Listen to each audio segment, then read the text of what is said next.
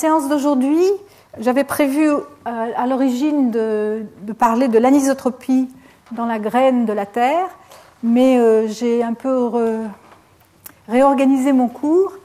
J'ai pensé que la suite logique serait de parler plutôt d'abord de ce qu'on sait sur la limite noyau-manteau, donc ce que j'appellerais la CMB, du titre anglais Core Mantle Boundary, et aussi donc la limite de la graine. Donc ces deux discontinuités de structure les plus importantes à l'intérieur de la Terre, la limite entre le noyau liquide et le manteau solide, et la limite entre le noyau liquide et la graine solide.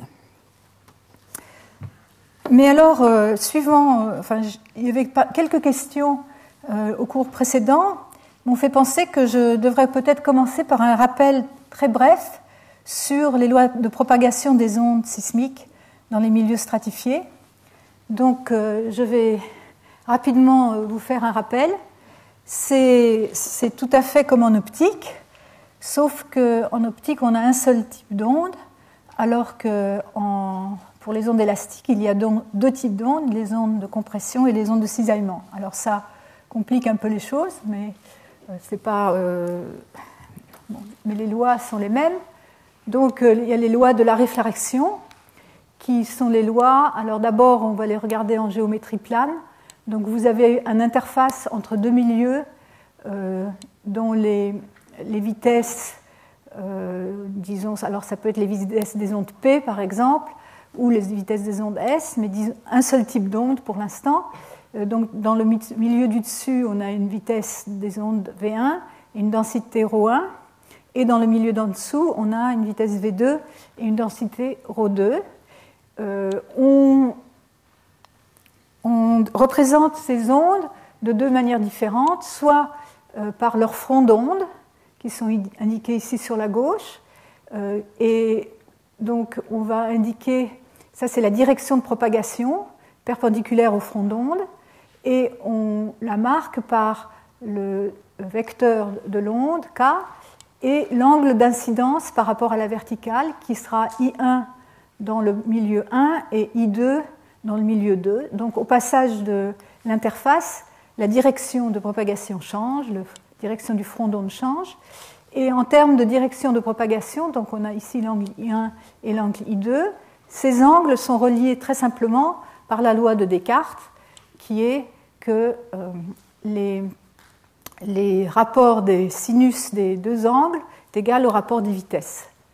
Donc, si vous connaissez les vitesses, donc si vous connaissez votre milieu, vous pouvez tracer les raies. Vous allez, si le milieu est stratifié, vous tracez les raies, ce sont des droites tant que dans un milieu homogène, et quand vous rencontrez une discontinuité, l'angle d'incidence change.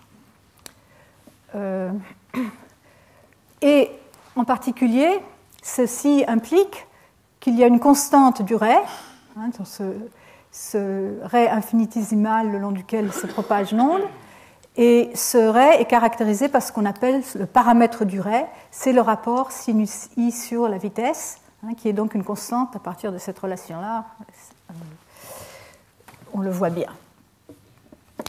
Alors, il y a aussi la notion d'angle critique, c'est que si les vitesses augmentent de plus en plus avec la profondeur, il arrive un moment où l'angle d'émergence, ici, va être perpendiculaire à la verticale, et à partir de ce moment-là, toute l'énergie va être réfléchie. Plus rien ne passera dans l'autre milieu.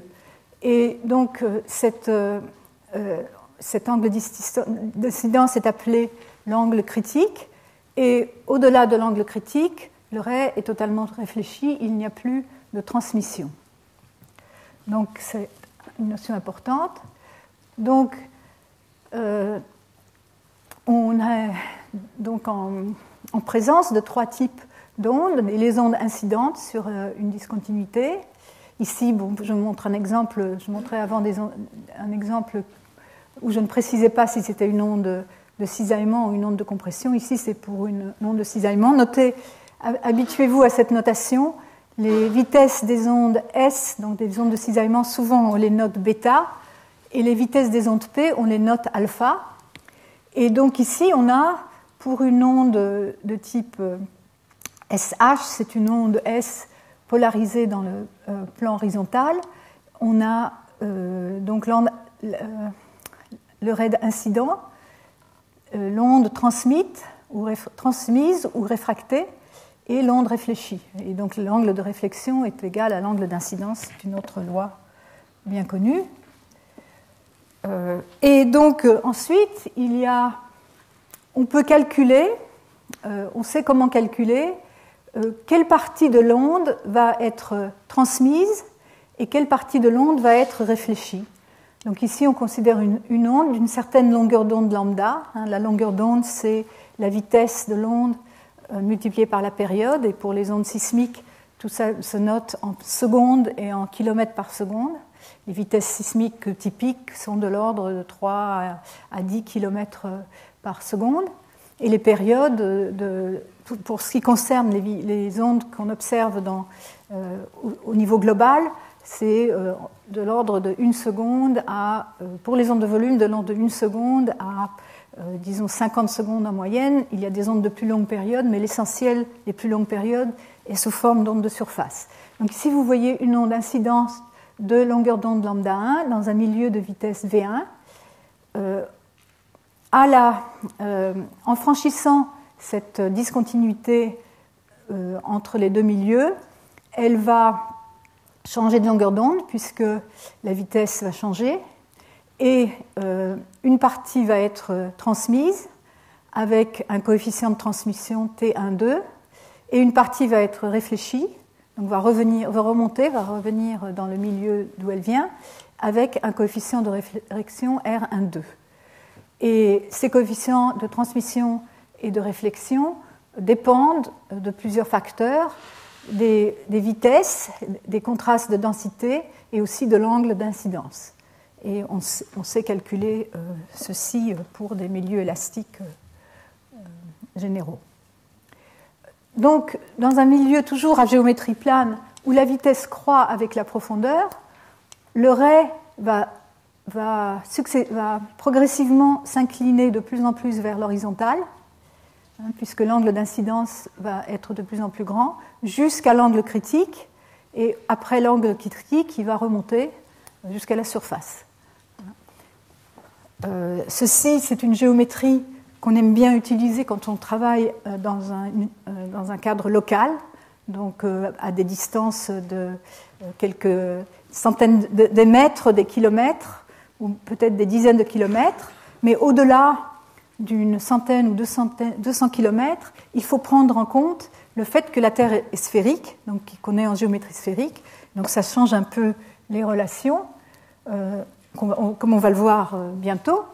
Mais je voulais d'abord vous indiquer que, donc, en sismologie, contrairement à l'optique, il y a donc deux types d'ondes, les ondes de compression et les ondes de cisaillement, et chacune d'elles donc, a sa propre vitesse, alpha pour les ondes de compression, bêta pour les ondes de cisaillement, et aux interfaces, vous allez avoir toujours les lois de Descartes, mais elles vont s'appliquer,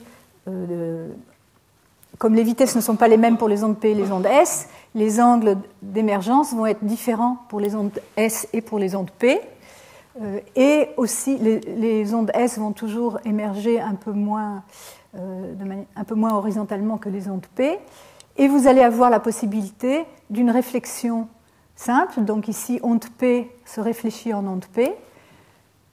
D'une transmission simple, onde P.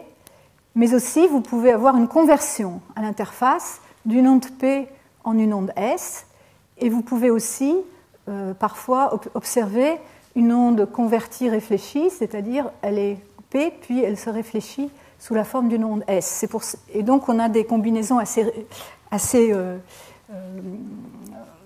riches, une famille riche d'ondes, comme par exemple, comme on va voir sur la limite noyau-manteau, on peut avoir une onde P qui se réfléchit et devient une onde S, ça donne une PCS, par exemple. Ou une SCP, à l'inverse, on peut avoir une onde S qui se convertit en onde P. Et là, donc, on voit deux couches différentes, et à chaque fois, vous pouvez engendrer ces différents types d'ondes. Donc, en géométrie sphérique, c'est la même chose, sauf que maintenant, on fait intervenir le rayon de la Terre, et les relations, la constante du ray, maintenant, fait intervenir le rayon auquel on se trouve, qui est calculé à partir du centre de la Terre, donc. Et donc, la constante, c'est R sinus I étant l'angle d'incidence à la discontinuité, divisé par la vitesse.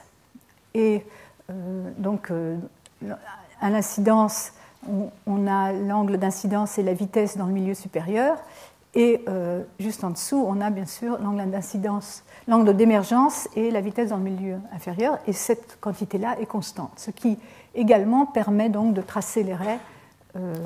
Et on a le même phénomène que le ray s'aplatit de plus en plus pour repartir vers la surface. Et c'est comme ça qu'on observe, qu'on est capable d'observer un séisme au Japon. On peut l'observer en Allemagne, comme l'avait constaté von Röber-Paschwitz pour la première fois en 1887, donnant naissance à la discipline qui est la sismologie globale. Mais on peut aussi observer les ondes bien plus loin, jusqu'aux antipodes, c'est-à-dire à 180 degrés de distance épicentrale.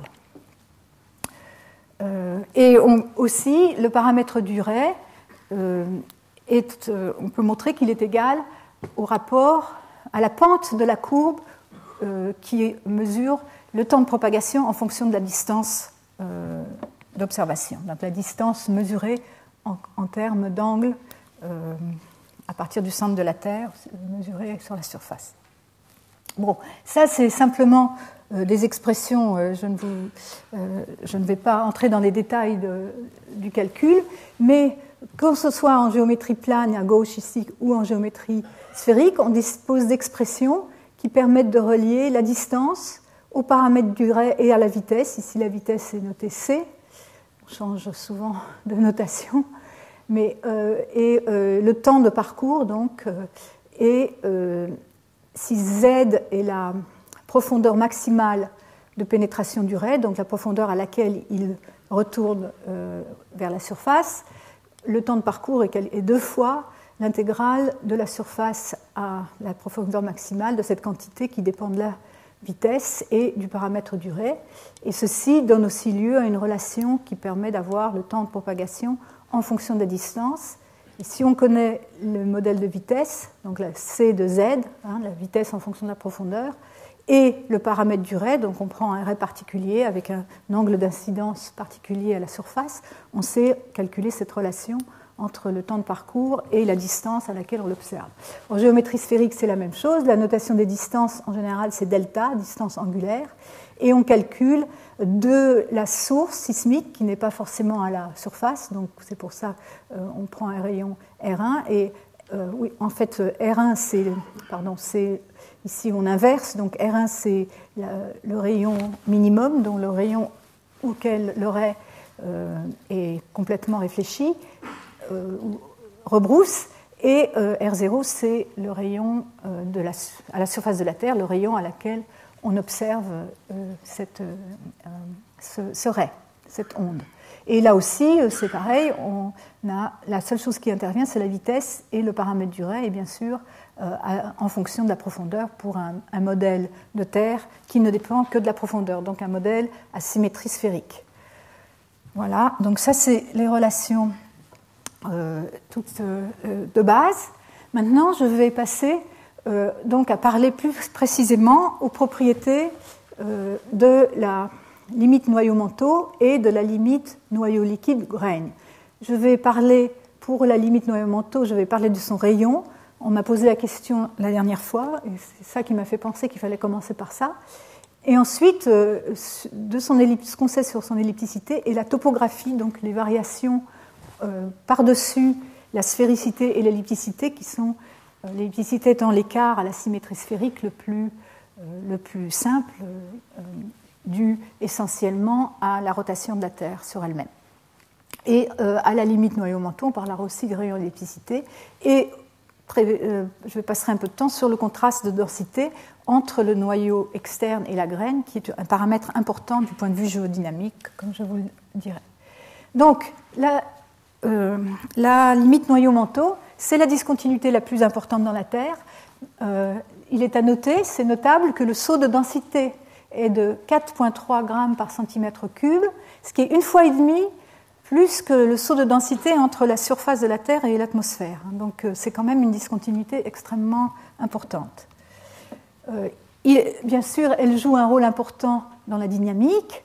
La topographie sur la CMB va influer, va donner une viscosité au noyau externe et donc va influencer le couplage entre le noyau et le manteau, donc les phénomènes de dynamique dans le noyau liquide, les mouvements de convection vont être affectés par la topographie de la limite noyau-manteau et tout ça va dépendre de la longueur d'onde et de la taille de cette topographie. Donc il est assez important d'essayer de déterminer cette topographie.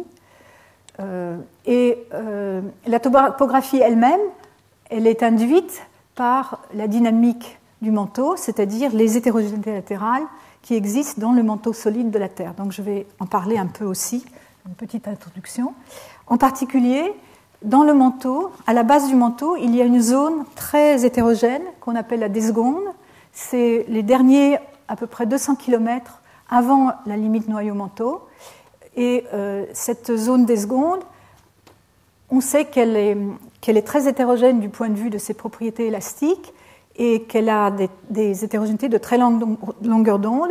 Je vais vous dire le degré 2 en particulier, je vais vous en parler. Mais il y a aussi des hétérogénéités de très courte, beaucoup plus courte longueur d'onde qu'on est encore en train d'essayer de déterminer précisément.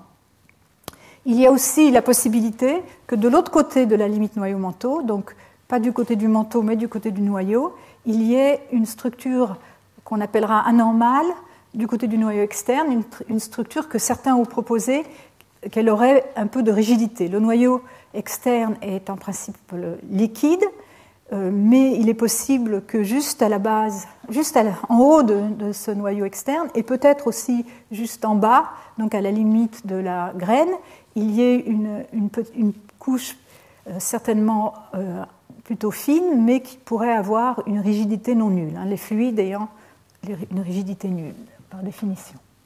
Donc, je voulais quand même vous parler un petit peu de la structure du manteau, parce que c'est important de comprendre l'effet qu'elle a sur les ondes, puisque toutes les ondes qu'on va utiliser pour étudier le noyau vont d'abord traverser le manteau, donc elles vont être affectées par les structures du manteau.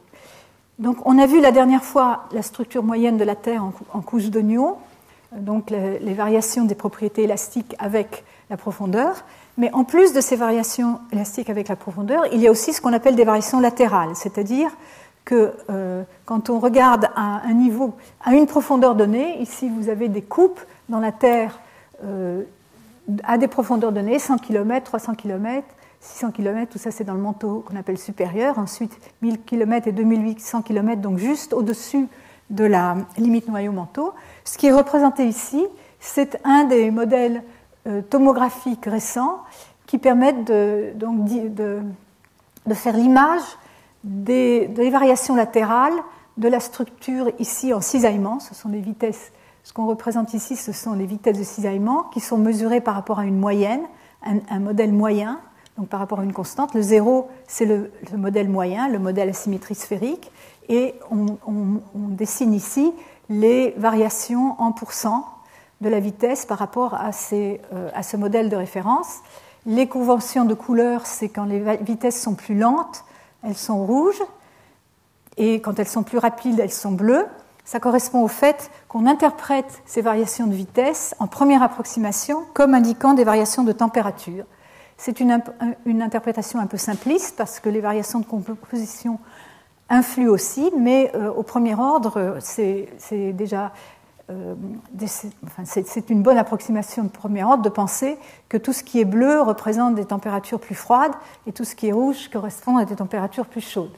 D'ailleurs, quand on regarde ici à 100 km de profondeur, on voit très bien, pour ceux d'entre vous qui avaient en tête les différentes plaques tectoniques qui existent à la surface de la Terre, on reconnaît bien la tectonique, on reconnaît les rides médio-océaniques, comme la ride est-pacifique ici, qui se prolonge par la ride est-indienne, on voit des vitesses très lentes centrées sur cette ride qui correspondent à la formation nouvelle de croûte, donc à la remontée de manteaux chauds à la surface de la Terre. De même, en arrière des zones de subduction, on a aussi des vitesses chaudes. Là, on a une plaque qui plonge sous l'autre, et en arrière de ces zones, on a une région d'expansion et de volcanisme qui correspond aussi à des températures plus chaudes. Par contre, les vieux continents, comme le craton, les plus vieux continents, on les appelle les cratons nord-canadiens, ou en Australie, ou en Antarctique, ou en Sibérie, ici, et en Scandinavie, il y en a aussi en Afrique, on voit des vitesses plus rapides. Ces régions-là sont des régions de croûte et de lithosphère continentale, une lithosphère très épaisse, de l'ordre de 200 km de profondeur, et plus froide. On sait par ailleurs qu'elles sont aussi de composition légèrement différente du reste du manteau, en particulier des régions océaniques. On voit aussi la variation avec l'âge de la lithosphère. Donc, plus on va ici vers l'ouest dans la plaque pacifique, plus l'âge de la plaque augmente et on voit se refroidir la plaque qui se manifeste par des vitesses de plus en plus rapides alors qu'on s'éloigne de la ride. Donc, ça donne une idée de ce qu'on voit en profondeur et on voit bien que dans les premières centaines de kilomètres, ce qu'on voit nous reflète bien la tectonique de surface. En fait, dans ce modèle particulier, les variations latérales dans la lithosphère sont de l'ordre de moins 3 à plus 3%, mais on sait maintenant, ça c'est un modèle déjà ancien qui a une dizaine d'années, qu'en fait ces variations sont beaucoup plus grandes, qu'on a des variations qui peuvent atteindre de moins 5 à plus 5, ou même plus ou moins 8 à 10%. Donc des variations latérales très fortes qui donc influent sur les temps de propagation des ondes, même celles qui vont dans le noyau. Donc, quand on va plus profond, on perd le bon accord avec la tectonique, les images changent. Vous voyez ici à 600 km de profondeur, l'image est dominée. Ce qu'on reconnaît, ce sont les zones rapides ici qui correspondent aux zones de subduction, donc aux zones où une plaque plonge sous l'autre.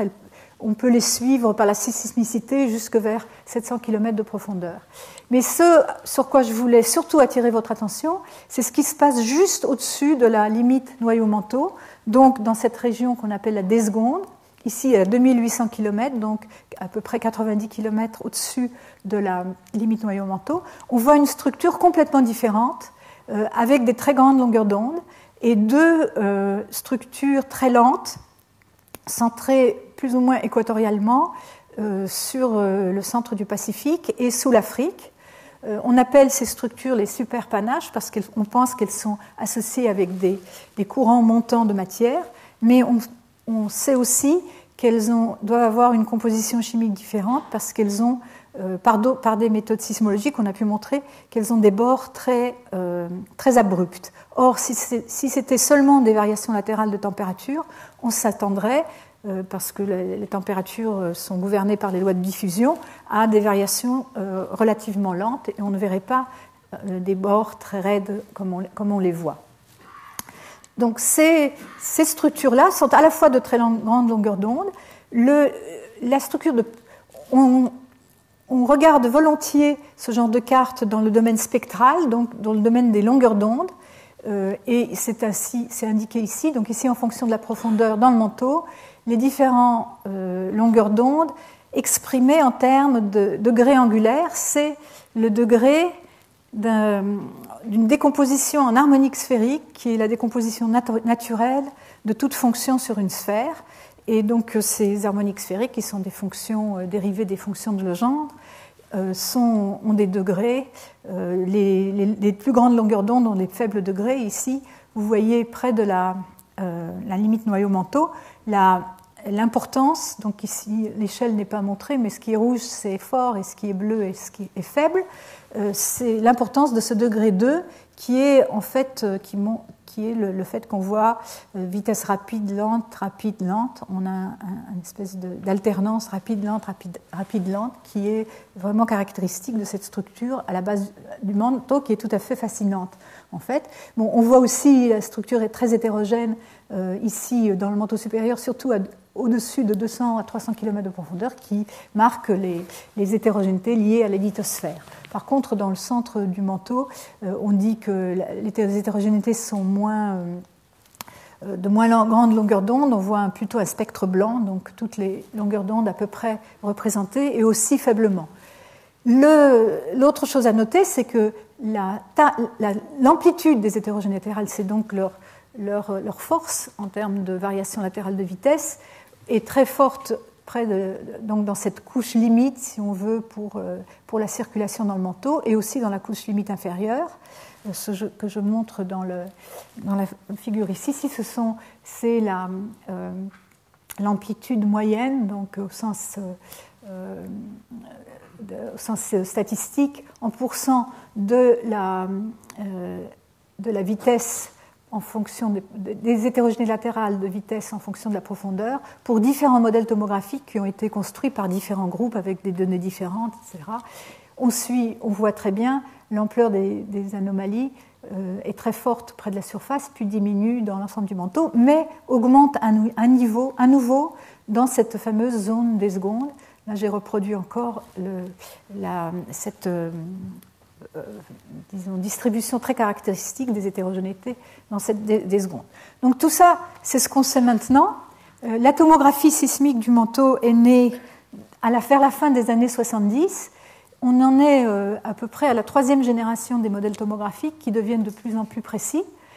Mais je vais retourner un peu en arrière parce que pour vous retracer comment on est arrivé à l'estimation du rayon du noyau de la Terre. À l'époque où on a commencé à travailler sur cette question, de manière, disons, précise, on n'avait pas ce genre de modèle. Ou du moins,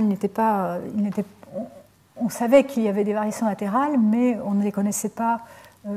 On n'avait pas l'imagerie à notre disposition. Donc là, je reprends les ondes sismiques qui nous intéressent, les ondes de volume, qui sont représentées ici par leur ray. Donc, ce qui va nous intéresser, c'est l'onde réfléchie à la limite noyau-manteau, puisque elle va nous donner des informations très précises sur la profondeur de la limite noyau-manteau.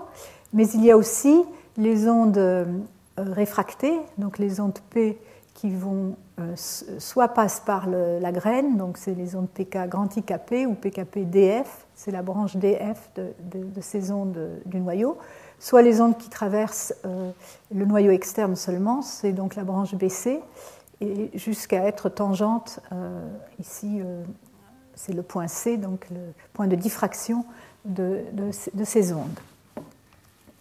Donc le rayon du noyau, je vous avais déjà dit la dernière fois que la première estimation assez bonne, déjà Oldham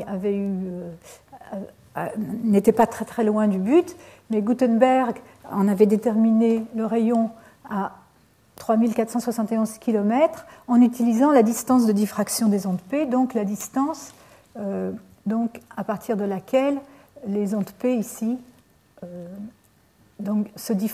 commencent à se diffracter sur la limite noyau-manteau, qui permettent, donc la géométrie permet de renseigner sur ce rayon.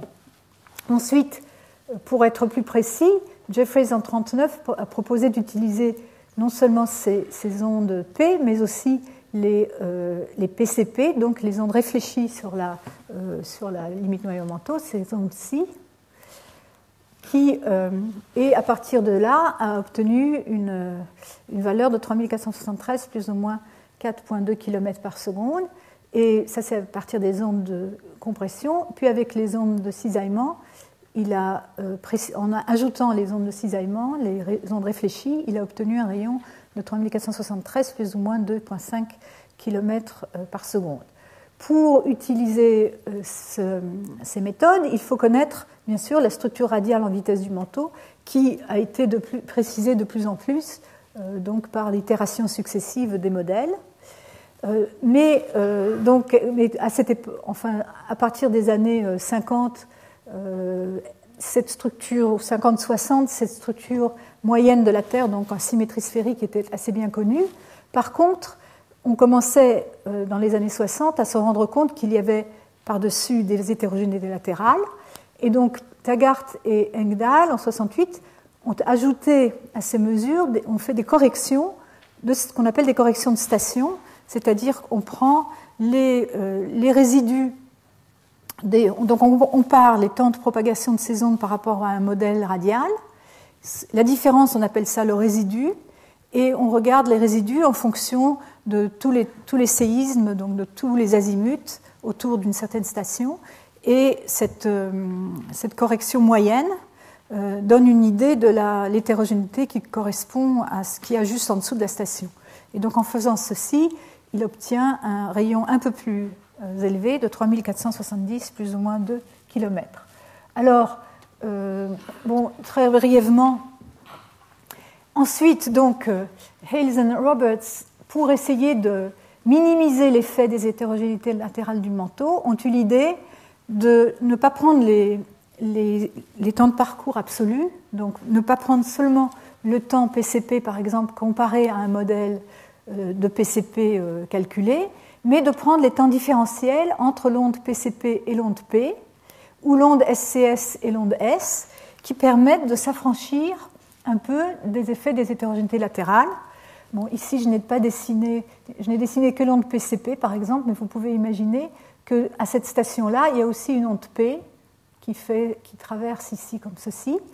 Et une partie des trajets de ces deux ondes est à peu près commun. Donc tout ce qui est près de la station, donc dans les premiers 100 ou 200 km près de la station étant ici, et aussi de même dans les premiers 100 ou 200 km près de la source. Et comme vous avez vu dans les modèles tomographiques, l'hétérogénéité latérale la plus importante, c'est quand même près de la surface, ça permet, en prenant les temps différentiels, donc faisant une différence entre le temps de propagation de l'onde PCP et de l'onde P, on peut s'affranchir de ces incertitudes sur la structure en 3 dimensions, donc les variations latérales, aussi bien près de la source et de la station. Il y a un autre avantage, c'est qu'on ne connaît pas très précisément non plus la localisation de la source et le temps origine. Il y a des incertitudes, parce que tout ça, c'est pour localiser une source, il faut avoir un modèle de terre. Pour avoir un modèle de terre, il faut avoir des sources bien localisées. Donc vous voyez que c'est un problème itératif qu'on a résolu pour ce qui est des modèles à symétrie sphérique au cours du temps, au cours de plusieurs années ou plusieurs décennies, on est arrivé à des modèles corrects. Mais donc, en prenant des temps différentiels, on peut aussi s'affranchir de cette incertitude sur les paramètres à la source, qui sont donc le temps origine et la localisation, surtout la profondeur, puisqu'on peut avoir 10 km d'incertitude sur la profondeur de la source va se refléter par des erreurs non négligeables sur les temps de propagation.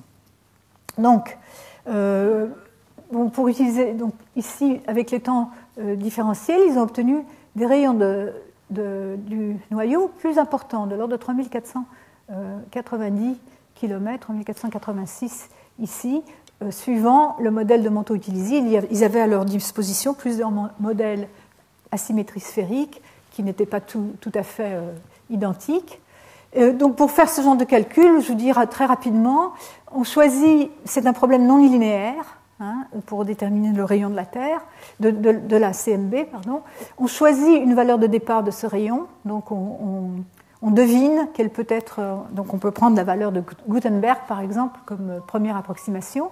Ensuite on mesure les temps de propagation des phases SCS et PCP à une série de distances, donc à des stations de plus en plus éloignées du séisme. On sait calculer la dépendance des temps par rapport au rayon de la CMB, donc on sait calculer les dérivées partielles en utilisant en particulier les relations que je vous ai montrées entre les temps et les distances. Donc on sait calculer ces dérivées partielles de temps par rapport au rayon. Et on sait calculer les temps théoriques correspondant au modèle avec le rayon qu'on s'était choisi. Donc on va calculer la différence entre les temps observés et les temps calculés, c'est ce qu'on appelle le résidu. Et donc ce résidu étant petit, ou on espère, si on a bien choisi son modèle théorique, on va pouvoir le relier au delta R fois dt sur dr. Donc si on connaît la mesure des delta t et les dérivées partielles, il reste à résoudre ce problème-ci, qui est en fait un problème inverse.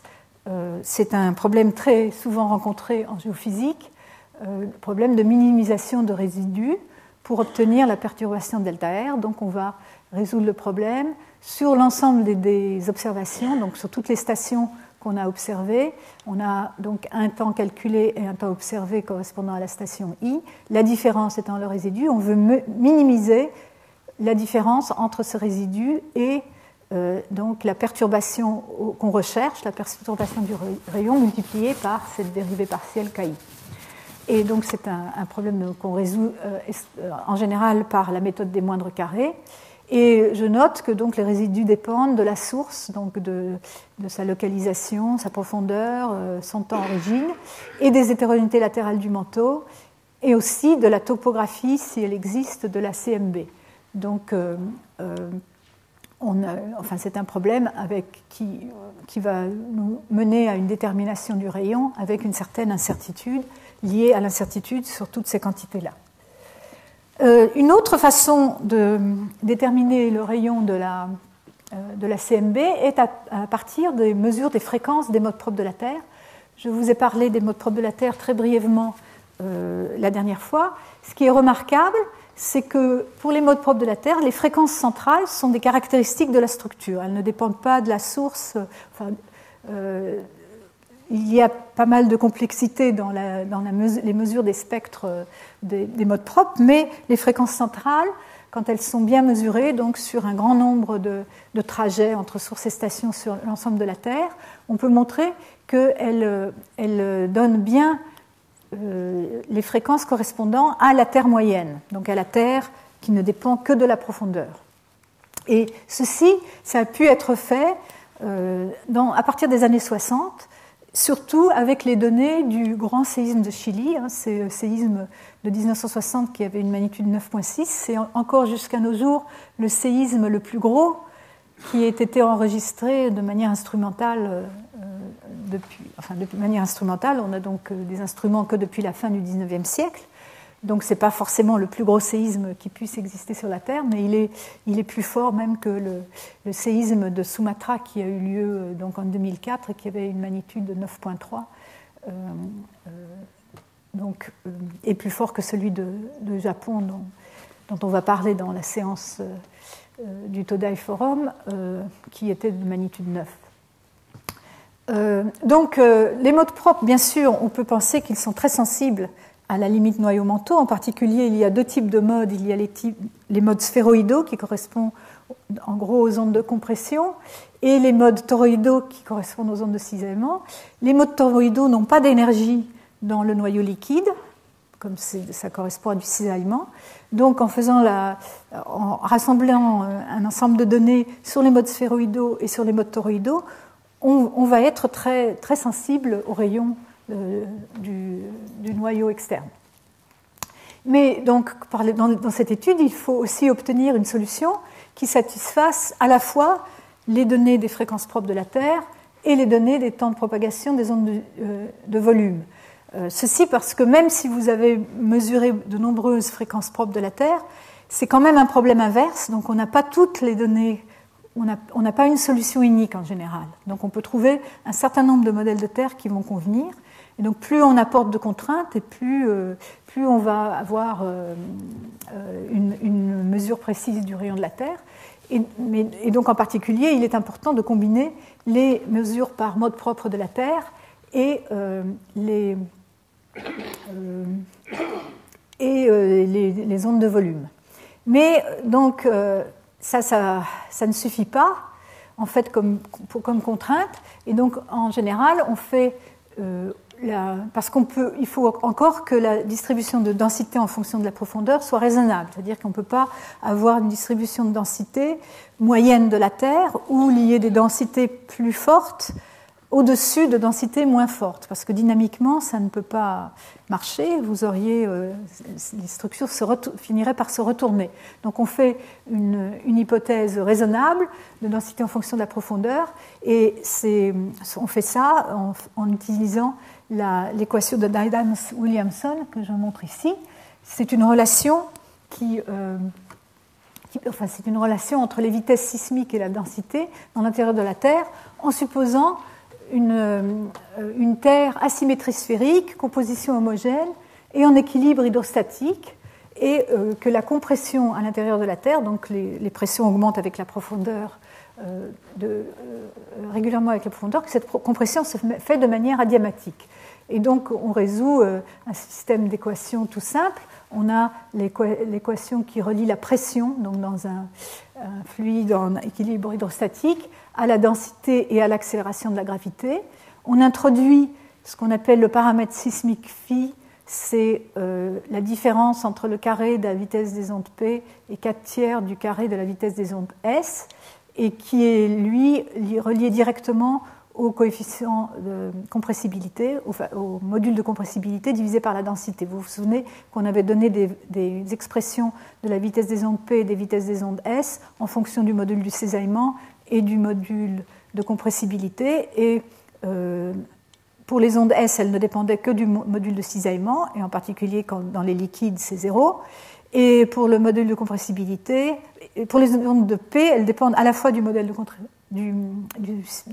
K et du module de cisaillement. Donc ici, on s'affranchit de cette dépendance des deux paramètres pour ressortir le module de compressibilité, qui lui-même, on sait comment il varie avec la profondeur et le volume, et on peut donc relier ce facteur-là à la densité et à la variation de la pression en fonction de la densité. Donc quand on relie cette équation-là et celle-ci, on obtient une relation entre la variation en profondeur ou avec le rayon de la densité et l'accélération de la gravité, la densité et le paramètre sismique.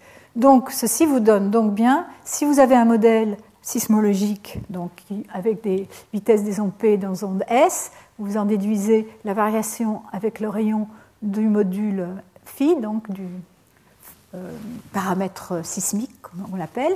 Vous avez un modèle de densité, et donc ça vous permet, en intégrant cette relation, delta rho sur rho, on ne fait passer rho ici, c'est égal à moins g dr sur phi, vous l'intégrez à l'intérieur de la Terre, et ça vous donne une relation à toute profondeur, la densité en fonction du modèle de vitesse. Donc, mais bien sûr, il faut tenir à l'esprit qu'on a fait quelques hypothèses raisonnables, mais c'est tout de même des hypothèses. Alors bon, j'avais dit ici qu'en combinant ces données, les premiers modèles ont montré qu'on obtenait un rayon entre 3463 et 3483 km de profondeur, mais ceci seulement avec le mode fondamental. Les modes de la Terre sont classifiés en termes de différentes branches de modes. Le mode fondamental, c'est le mode qui décroît directement avec la profondeur, et les modes harmoniques sont ceux qui vont avoir plusieurs nœuds en profondeur dans la Terre. Et le mode fondamental est le plus facile à observer et à mesurer. Pour les modes harmoniques, on est obligé d'introduire des méthodes un peu plus sophistiquées pour les mesures. Donc au départ, donc dans les années 60, début des années 70, on avait commencé par les mesures de mode fondamental, justement, surtout à partir de l'épicénie de Chili. Mais en fait, pour faire mieux que cette variation à donc, plus ou moins 10 km sur le rayon, Duvonsky et Gilbert ont montré qu'il fallait inclure les modes harmoniques, parce qu'en particulier les modes harmoniques ont plus de sensibilité à la structure en grande profondeur. Le mode harmonique, il a tendance à être surtout sensible près de la surface de la Terre, surtout aux plus courtes périodes. Plus la période est longue et plus il voit en profondeur, mais la variation, il n'y a pas une résolution très forte. Tandis que les harmoniques vont osciller dans le manteau et dans le noyau, et donc vont nous donner des contraintes un peu plus précises. Donc là, ici, ça c'est une étude statistique par une méthode de Monte Carlo, c'est-à-dire on prend un grand nombre de modèles et on prédit, on calcule quelles sont les fréquences propres des modes correspondantes et on les compare aux observations. Et ensuite, on fait des millions de calculs comme ça et on choisit les solutions qui collent le mieux avec les fréquences observées.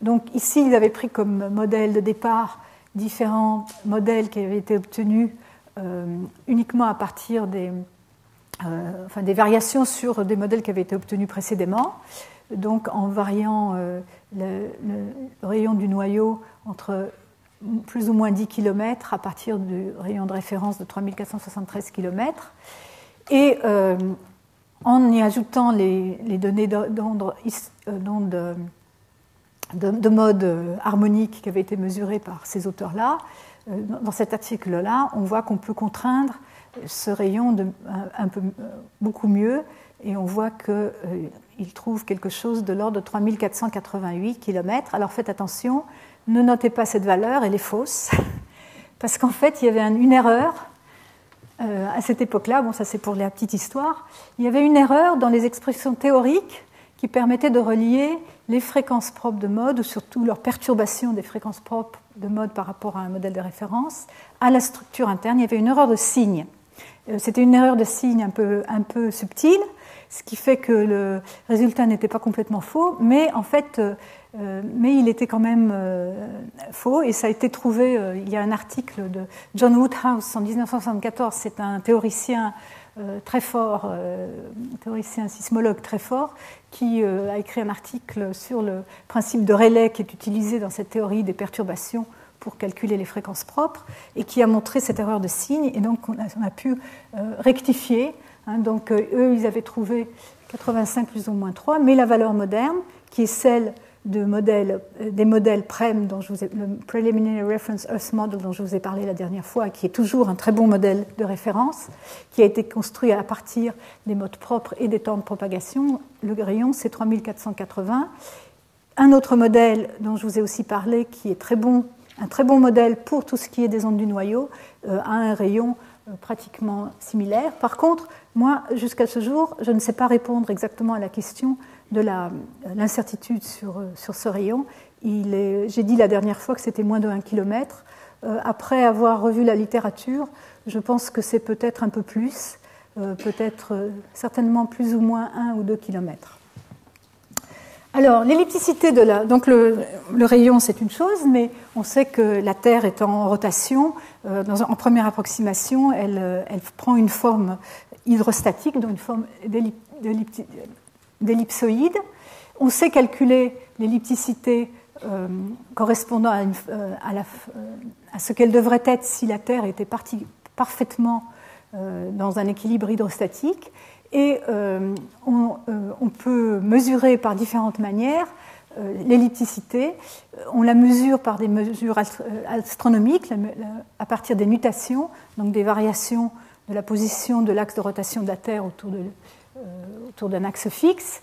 Et on trouve qu'en fait, la Terre n'est pas tout à fait de forme hydrostatique, qu'il y a un excès de l'ordre de 300 à 500 mètres, un excès d'ellipticité par rapport à sa forme hydrostatique, qu'on doit expliquer par les phénomènes dynamiques dans le manteau de la Terre.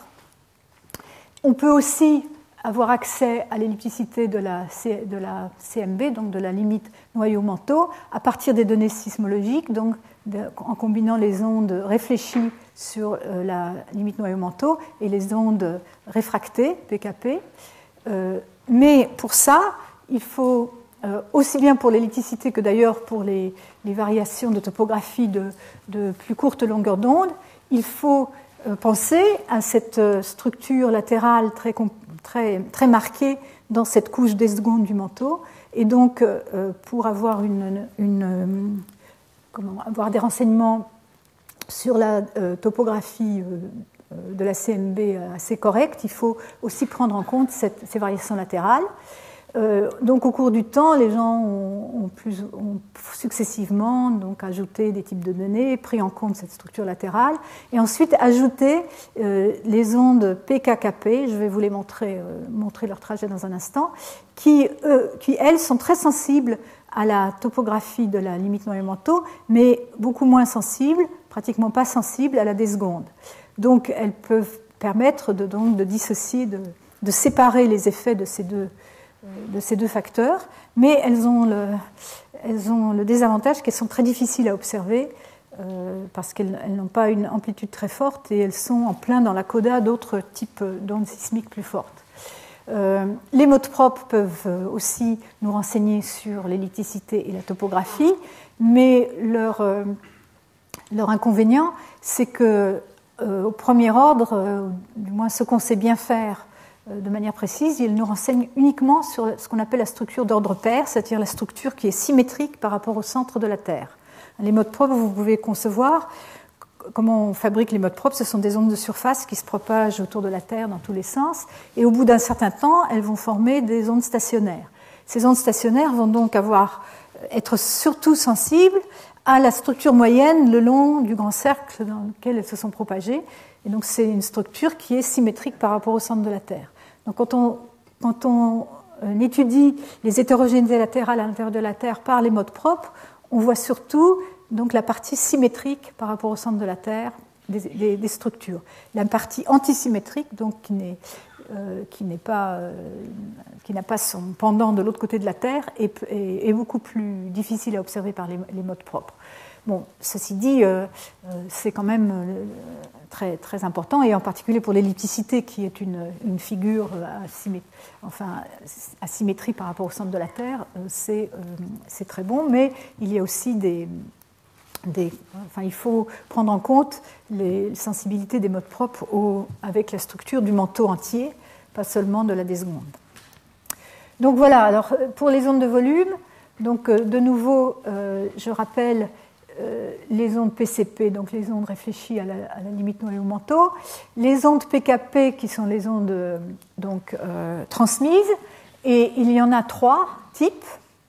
Alors ça, je ne pense pas que je vous l'ai expliqué la dernière fois, ou peut-être, mais donc il y a celles qui se propagent, qui vont entrer dans la graine, hein, donc les P, K, I, grand I, KP, qu'on appelle aussi PKP-DF, parce qu'elles correspondent à la branche. Ici, on a le temps de propagation en fonction de la distance angulaire. Donc, on a la branche DF, ici, qui est celle qui va entrer dans la graine, les ondes les plus rapides. Ensuite, il y a la BC, qui est l'onde qui ne passe pas dans la graine, elle passe seulement dans le noyau externe. Et puis, il y a une troisième branche, tout ça, c'est dû donc, au fait qu'on passe d'une structure à vitesse rapide à une structure à vitesse plus lente. Donc, on a ces triplications comme phénomène de caustique. Et donc, on a la branche AB qui, elle, plonge un peu moins verticalement et va se réfracter un peu moins profondément dans le noyau. Ce qui est remarquable pour l'onde PKB-AB, c'est qu'elle passe beaucoup de temps dans la zone des secondes. Donc en fait, elle nous pose un problème parce qu'elle va être très influencée par cette structure. On en reparlera dans des cours suivants. Les PKP-KP, donc c'est les ondes qui vont dans le noyau et se réfléchissent une fois sous la limite noyau-manteau pour repartir dans l'autre sens et aller à la station. Donc P, K une fois, K deux fois, P. Et donc, elle aussi, il y a 3 branches qui sont indiquées ici, une triplication. Donc, l'onde PKP-BC qui voyage uniquement dans le noyau externe, l'onde PKP-DF qui, elle, va donc dans la graine. Et vous voyez, vous l'observez à des distances relativement faibles, entre 60 et disons 120 degrés de distance. Ici, mais elle est allée se réfléchir à l'autre bout de la Terre. Et enfin, l'onde PKP-AB qui fait comme ceci, hein, donc, qui fait pendant avec l'onde PKP-AB. Et on peut concevoir que cette onde PKKP va être très sensible au rayon du noyau. Et le fait même qu'on l'observe, et qu'on observe les autres ondes de ce type-là, les PKNKP, donc les PKKKP par exemple, le fait qu'on arrive à les observer nous montre que, quand même que la limite noyau-manteau est quand même pas, ne s'écarte pas trop de la symétrie sphérique. Donc, topographie de la CMB par la sismologie, donc ce type d'ondes-là. Il y a aussi un autre type d'observation qu'on peut utiliser pour observer la topographie à la limite noyau-manteau.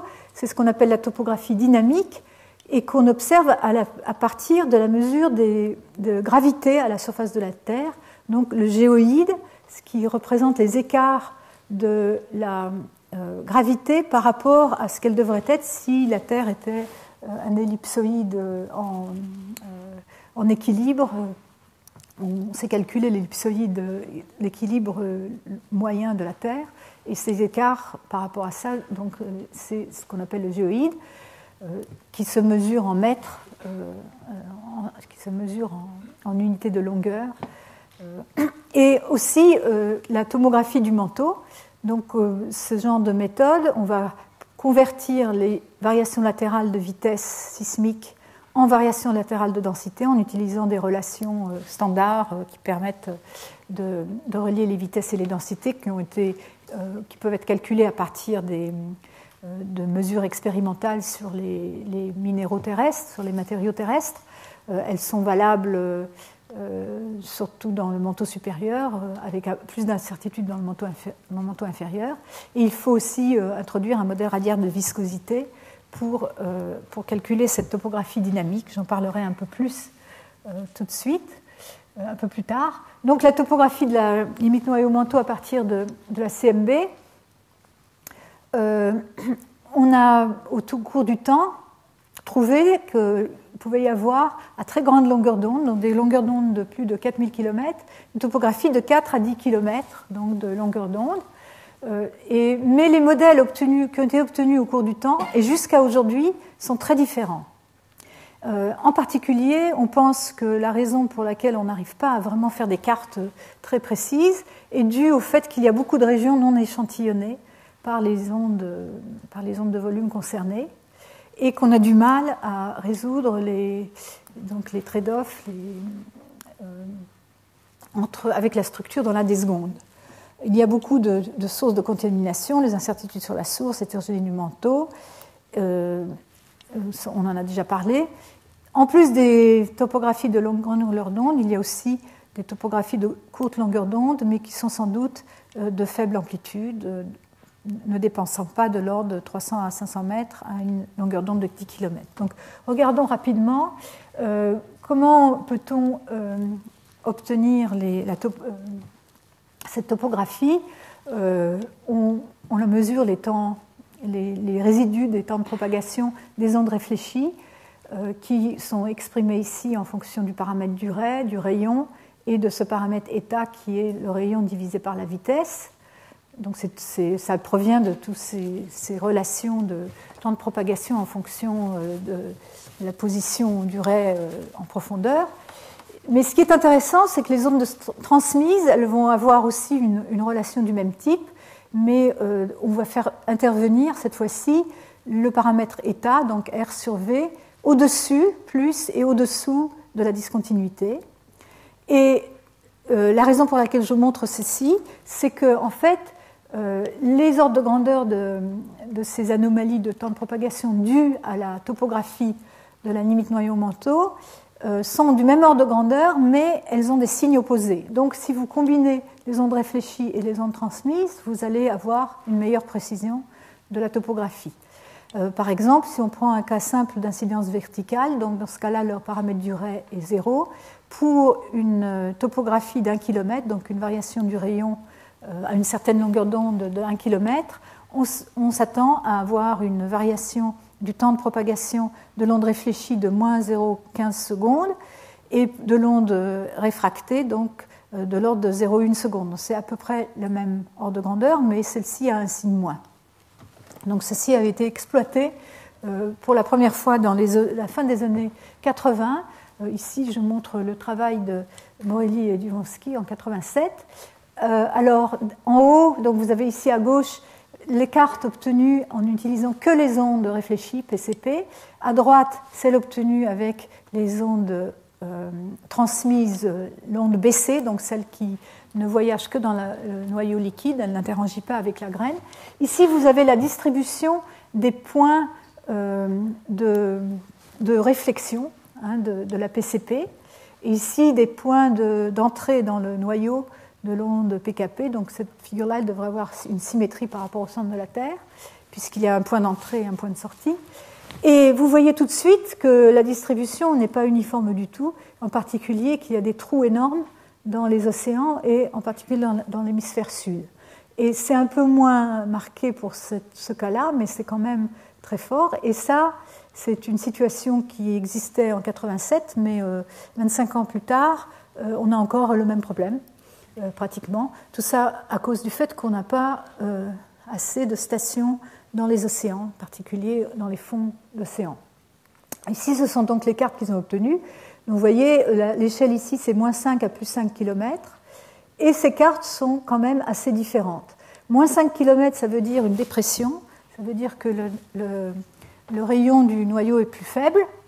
Ce qu'on remarque, parce que ça c'est vrai dans tous les modèles, bon, je vais vous en montrer d'autres, mais ils sont tous très différents. Malheureusement, c'est une des quantités qui représente encore de nos jours, un défi.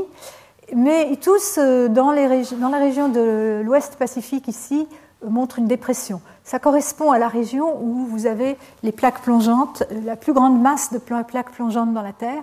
Et donc, on pourrait imaginer que cette dépression est causée par la dynamique de ces masses de plaques plongeantes plus lourdes qui vont avoir tendance à déformer la limite noyau-manteau, donc vers le bas.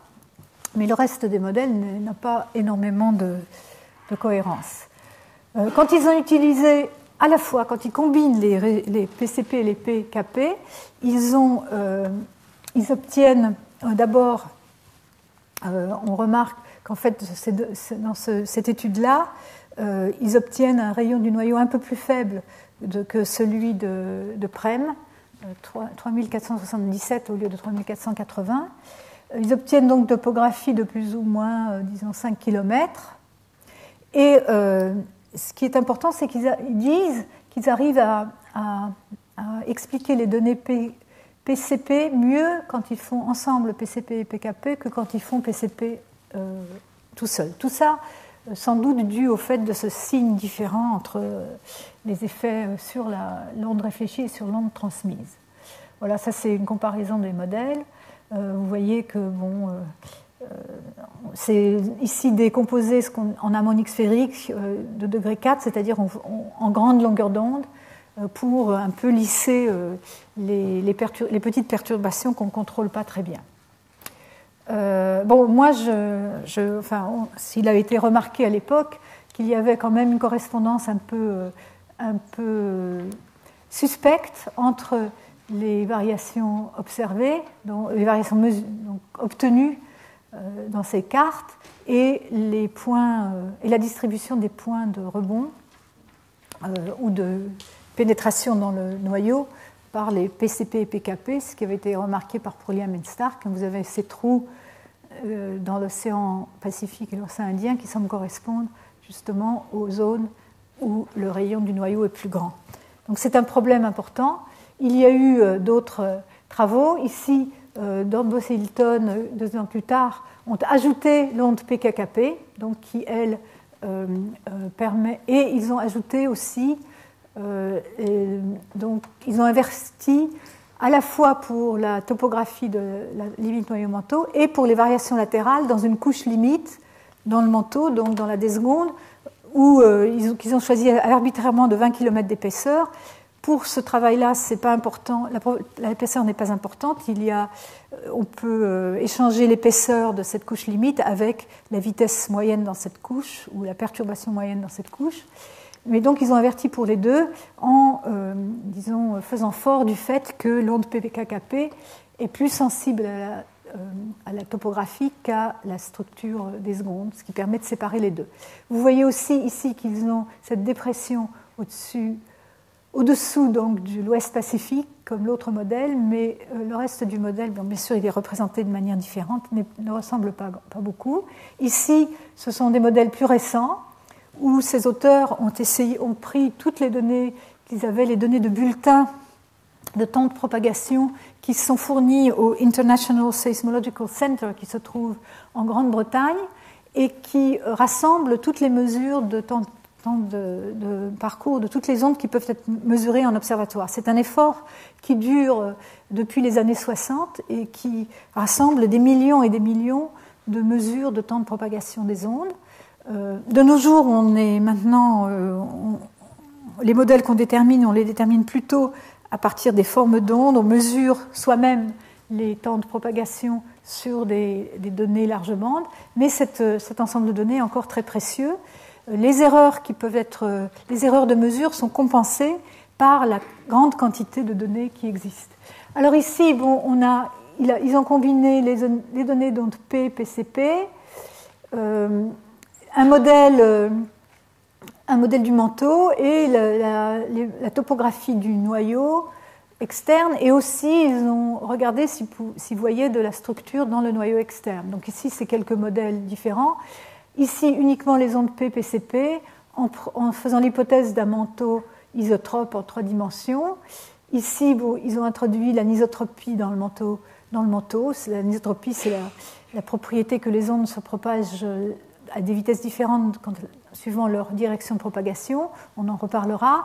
Et ici, ils ont aussi admis l'existence de structures dans le noyau externe. Et donc, ils ont obtenu différents modèles. Ils les comparent ici pour voir quelle est la stabilité alors ici, c'est en kilomètres, c'est la topographie de la CMB. Encore une fois, dépression toujours ouest Pacifique, mais figure qui ne ressemble pas énormément aux figures précédentes. Et donc ici, c'est uniquement avec P, PCP. Ici, ils ont ajouté la branche de transmise BC. Ici, la branche transmise DF, qui fait apparaître des anomalies très fortes qui pourraient être dues en fait à la structure de la graine. Et en combinant toutes les données, donc on va regarder sur tout ça, ces cartes-là, donc suivant les hypothèses qu'ils font sur le manteau ou l'existence de structures dans le noyau externe, ils obtiennent des variations comme ceci. On voit dans cette carte les dépressions qui pourraient effectivement correspondre aux zones qui correspondent aux zones de subduction, donc non seulement l'Ouest Pacifique, mais aussi ici autour en Amérique du Sud. Ces cartes valent ce qu'elles valent. Ici, dans la première série de cartes, je vous ai montré les données qu'ils ont utilisées en prenant les valeurs nominales dans les bulletins pour tout ce qui est des localisations de la source. Quand ils prennent un modèle avec des sources plus précises, c'est-à-dire des sources qui ont été relocalisées par tracé dans des terres hétérogènes, ils obtiennent des cartes qui sont relativement différentes. Or, cet ensemble de données, donc c'est dans le temps de parcours qui s'appelle le catalogue EHB, normalement devrait donner des résultats meilleurs, mais vous voyez apparaître que ça réduit cette impression d'anneaux autour des zones de subduction. Et donc, encore une fois, à prendre avec un peu de scepticisme. Il y a depuis aussi, on a essayé d'améliorer ces modèles. Souriau-Garcia ont fait une étude stochastique qui leur a donné en particulier une mesure de la résolution dans les mesures de la topographie. Donc vous voyez les trous, là où il y a du blanc, c'est là où on n'a pas de résolution. On le voyait déjà très bien dans la distribution des points de rebond des ondes PCP, et que la meilleure résolution est peut-être effectivement dans cette zone de l'Ouest Pacifique, mais elle est loin d'être parfaite. Et ils ont fait une analyse un peu pessimiste, disons, du résultat. Alors ça, c'est un type d'analyse qu'on fait assez souvent en sismologie. On rentre un modèle prédéterminée d'une structure d'échiquier, comme ça, avec des vitesses plus rapides, des vitesses plus lentes. Dans ce cas présent, il s'agit de topographie, donc dépression ou élévation de la limite noyau-manteau. Et donc on rentre ce modèle et on l'inverse. On calcule les temps de propagation des ondes qu'on veut calculer dans ce modèle. On utilise ça comme si c'était des données. Et ensuite, on applique les mêmes méthodes de détermination pour redéterminer la topographie de la CMB à partir de ces données synthétiques. Et normalement, si on faisait ça bien, on devrait retrouver cet échiquier. Mais alors, ce qu'ils ont fait ici, c'est qu'ils ont inversé cet échiquier. Il n'y avait que de la topographie, il n'y avait pas de structure dans la D-seconde, mais ils ont inversé pour retrouver la topographie et voir aussi les effets dans la D-seconde. Donc ici, c'est les variations latérales de vitesse qu'ils ont obtenues par inversion dans cette couche limite au-dessus donc des vitesses de volumétrique, des variations de vitesse latérales dans la couche D-seconde. Et vous voyez que non seulement ils n'arrivent pas à retrouver l'échiquier, sauf peut-être un peu ici dans l'ouest Pacifique, peut-être ici un peu dans cette région-là, mais ailleurs, ils ont beaucoup de mal à retrouver à la fois l'amplitude et la forme caractéristique des hétérogénéités rentrées. Mais en plus, ils ont une contamination assez forte puisqu'ils vont trouver des variations latérales des vitesses alors qu'ils n'en avaient pas mis à l'origine dans leur modèle. Après, ils ont fait l'autre exercice, c'est qu'ils ont considéré une topographie plate, pas de topographie de la CMB, mais des vitesses latérales dans la couche des secondes. Ils ont inversé de la même manière, à la fois pour ces variations de vitesse et pour ici les variations de vitesse et la topographie. Ils retrouvent les variations de vitesse un peu mieux, mais en fait même peut-être un peu plus fortes qu'ils ne les avaient mises. Donc ça c'est des problèmes quand on fait des inversions de ce type-là, mais ils arrivent quand même à retrouver un semblant d'échiquier, sauf dans les océans. Et par contre, ils ont aussi quand même une contamination, parce qu'ici, tout ça devrait être complètement blanc, puisqu'ils n'avaient pas rentré de topographie. Donc, pour l'instant, on a quand même encore des problèmes pour déterminer la topographie de la limite noyau-manteau. Cette étude statistique leur a quand même permis d'avoir une idée de la hauteur de la topographie en fonction de la longueur d'onde, donc de montrer. Alors, la façon dont on lit cette carte, c'est que 95% de la topographie à une demi-longueur d'onde de grandeur D, ici, est inférieure à une hauteur H. Donc, ça montre qu'à grande longueur d'onde, la topographie doit être inférieure à environ 2 km. Par contre, il se peut qu'il y a sans doute des topographies un peu plus élevées, mais à beaucoup plus courte longueur d'onde. C'est un peu où on en est maintenant. On n'est pas capable de faire une carte précise, mais on a une idée un peu de l'amplitude de la topographie à grande et courte longueur d'onde. Bon, ça, je vais peut-être passer à la suite parce que je ne vais peut-être pas assez vite. Je rentre peut-être un peu trop dans les détails, mais bon, le modèle le plus récent dans la littérature, c'est ce sujet qui vient par vagues. Pendant un moment, il y a beaucoup d'études et puis on est un peu découragé, donc on laisse tomber, on attend d'améliorer les modèles du manteau et puis on revient à ce sujet.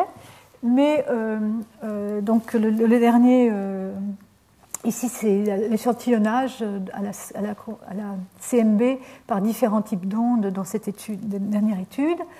Et ici, donc, ce sont les cartes de la topographie qui, suivant les différents types d'ondes utilisés, et en fait, vous voyez qu'elles ne sont pas forcément très cohérentes suivant le type d'onde, et on trouve une certaine incompatibilité dans les mesures par PCP et par les ondes transmises, qui est en fait une question intéressante. Pourquoi ces données ne sont pas compatibles? C'est une question ouverte actuellement. Je vais passer parce que ça c'est...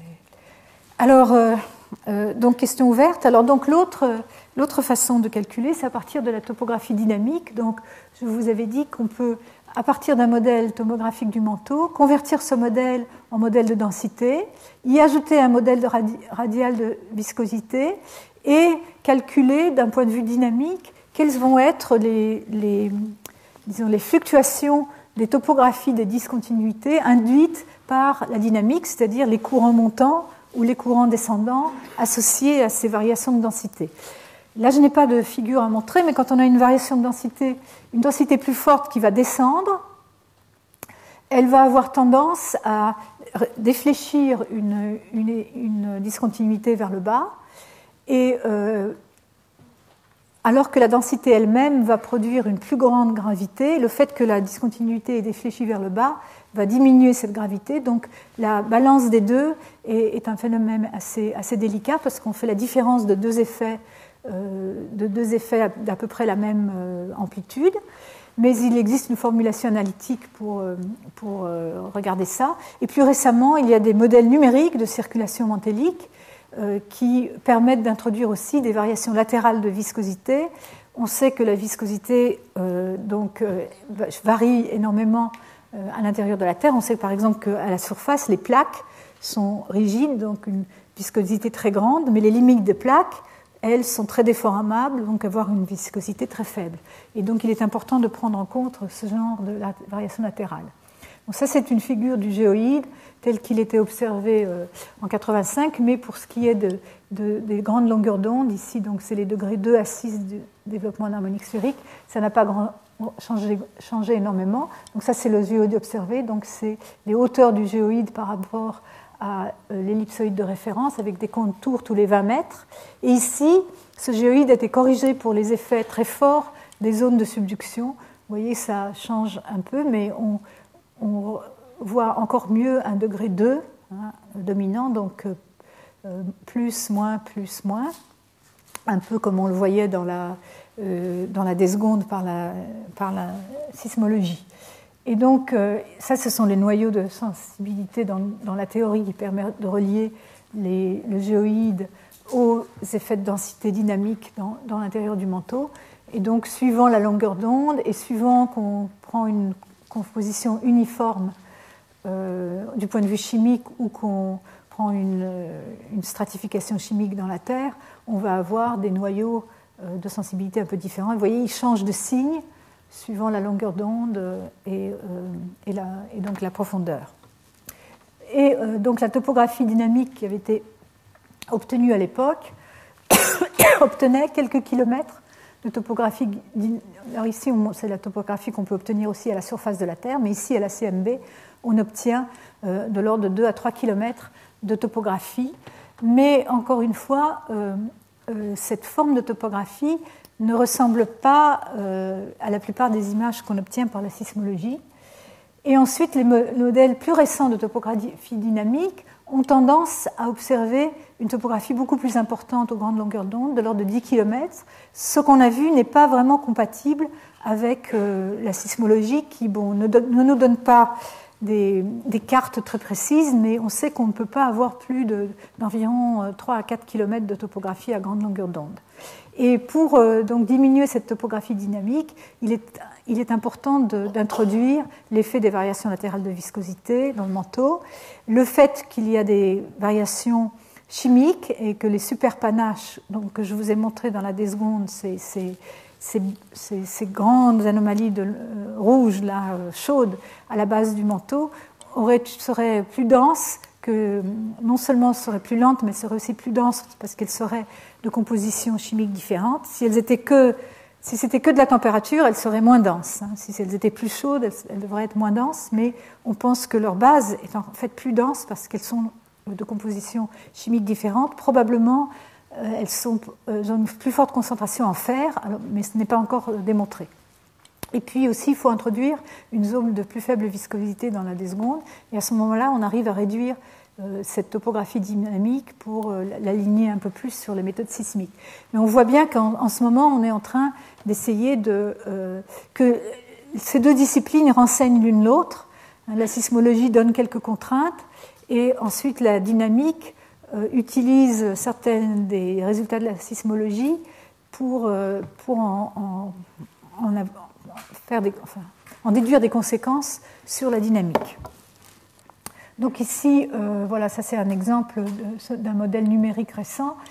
Si on considère qu'il n'y a que des variations latérales thermiques, pas de variations de composition, on obtient des topographies ici de 10 km, un peu trop fortes, mais qu'on arrive à réduire avec simplement une zone à faible viscosité. Donc ici, ça c'est un modèle de viscosité en fonction de la profondeur. Elle est très forte dans la lithosphère. Ensuite, on a une zone de faible viscosité dans le manteau supérieur, juste sous la lithosphère. Le manteau inférieur, on sait à peu près qu'il a plus grande viscosité, et on est obligé d'introduire cette zone à faible viscosité juste à la base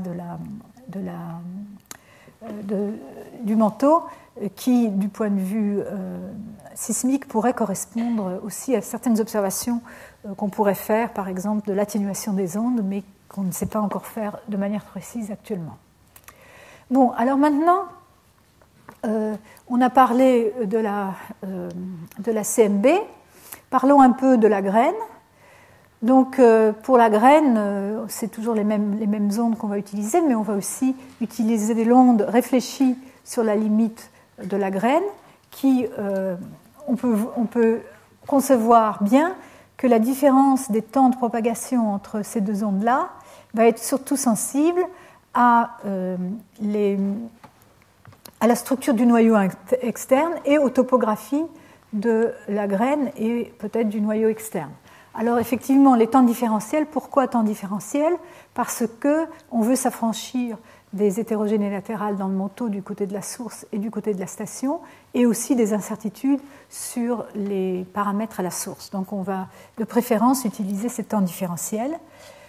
Ici, je montre un peu la sensibilité de ces deux types d'ondes réfléchies à la topographie des deux discontinuités. Ici, on peut s'attendre, suivant la distance épicentrale, donc la distance à laquelle on observe, pour 1 km de topographie de la CMB, on peut s'attendre à environ 0,1 à 0,25 secondes, 0,1 à 0,25 secondes d'anomalie de temps d'arrivée correspondante. Donc vous voyez, c'est quand même des valeurs assez faibles. Il faut faire des mesures très précises. Et les hétérogénées latérales peuvent masquer ces anomalies très facilement. Pour ce qui est de la topographie de la graine, c'est pareil, 1 km de topographie va induire de l'ordre de 0,2 secondes de temps de propagation. Ce qui est important, c'est bien sûr les coefficients de réflexion de ces deux ondes, qui malheureusement ne varient pas avec la distance de la même manière.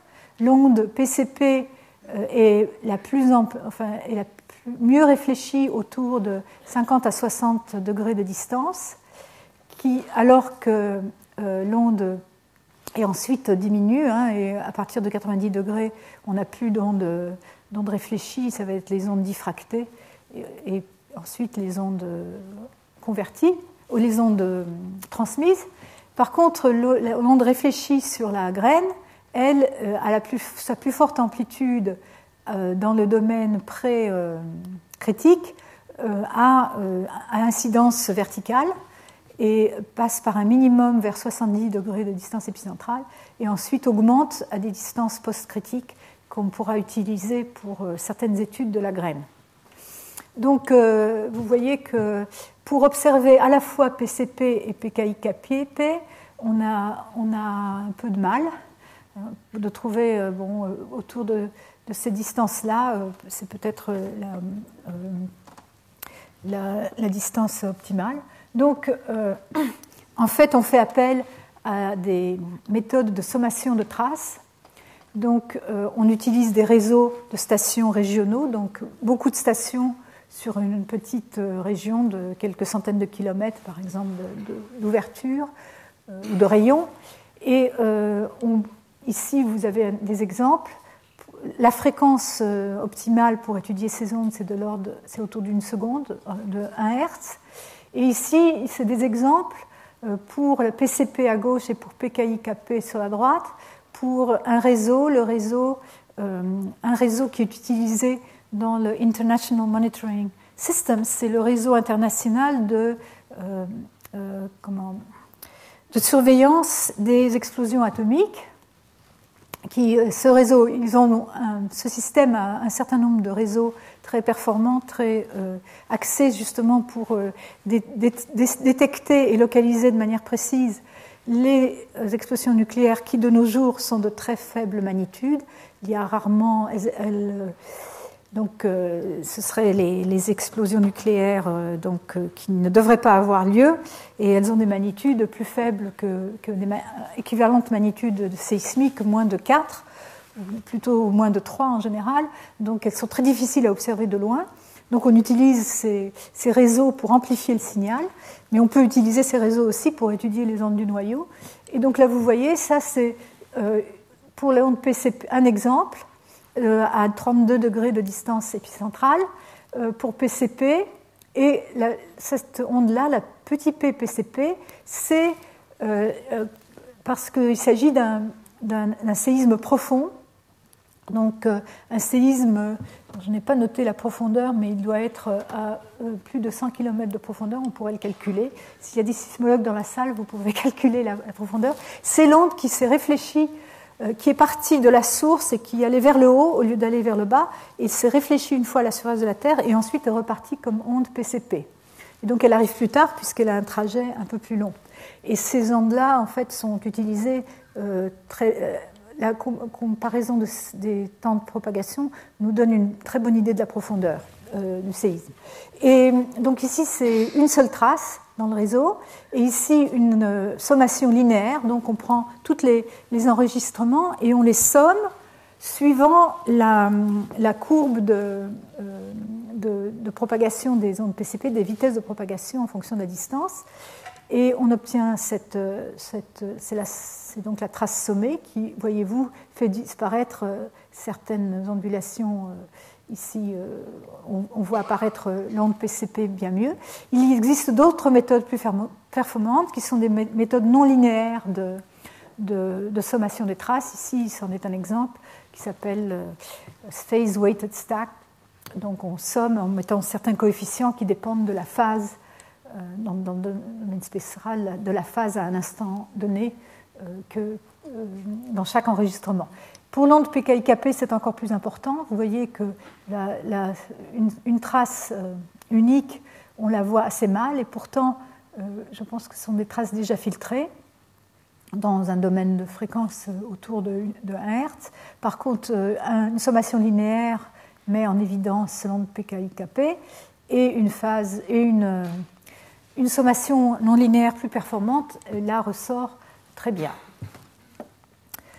Donc, on peut, par ce genre de méthode, trouver l'azimut. Donc ici, on regarde tout autour du réseau. Cette figure est centrée sur le réseau, et on voit tout autour du réseau en azimut et en distance épicentrale.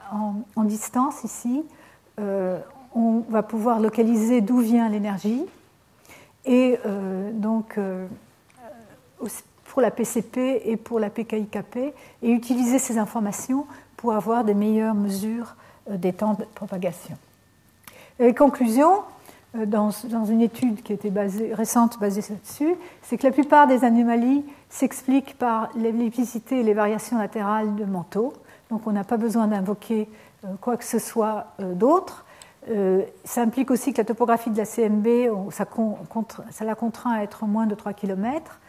Et ces auteurs proposent qu'en fait, pour la maintenir, c'est la structure dans la déseconde qui compte, et non le manteau entier on a vu pour les modèles dynamiques, donner des résultats trop forts de topographie.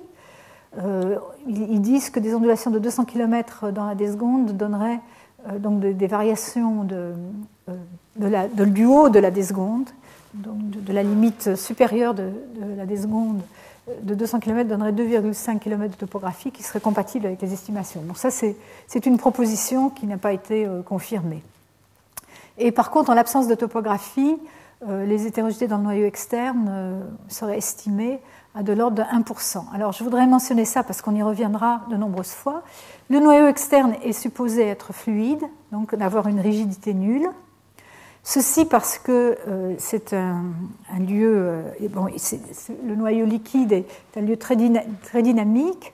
Les mesures de vitesse dans le noyau sont suffisamment grandes pour penser que la viscosité du noyau est vraiment très faible.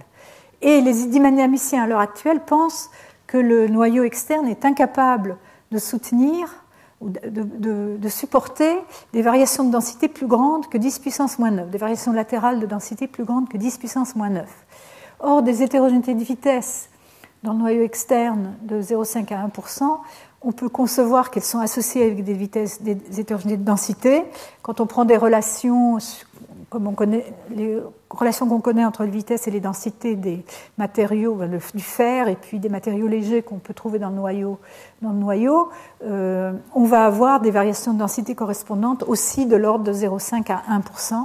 Et donc c'est beaucoup, beaucoup trop grand pour être acceptable pour un noyau externe. Bon, ça c'est la théorie actuelle. De temps en temps, des auteurs proposent que quand même il pourrait y avoir des hétérogénéités dans le noyau externe, et on y reviendra quand on étudiera la dynamique du noyau externe. Mais pour l'instant, c'est cette idée d'avoir des variations latérales d'hétérogénéité dans le noyau externe de 1% est quelque chose d'assez difficile à concevoir, de pratiquement impossible, au moins à l'heure actuelle. Donc, et les conclusions de cette étude sur la graine, c'est que l'observation sont importantes parce que, comme ils observent des ondes réfléchies sur la graine, sur la limite de la graine, à l'incidence quasi verticale, ça leur donne des informations sur l'épaisseur de la transition, c'est-à-dire est-ce que c'est une transition très rapide ou est-ce qu'elle est graduée. Et on peut déduire de ces observations qu'en fait, cette transition du liquide au solide doit se faire sur moins de 5 km d'épaisseur, qui est très, disons, par rapport au rayon de la Terre ou même au rayon de la graine de 1220 km, est très rapide. Et ils vérifient l'absence d'observation de ces ondes PKI-Kp entre 60 et 90 degrés de distance, qui est aussi en accord avec une épaisseur de l'ICP de moins de 3 km. Je vous avais montré précédemment les coefficients de réflexion. Ceci avait été donc calculé dans un modèle avec une transition rapide.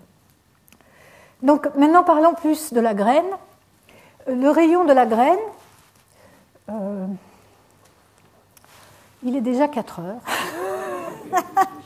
Bon, ben là, je vais essayer beaucoup plus lentement que j'avais prévu, mais je crois qu'il faut que je m'arrête. Donc, on parlera de ça la prochaine fois. Voilà. Merci.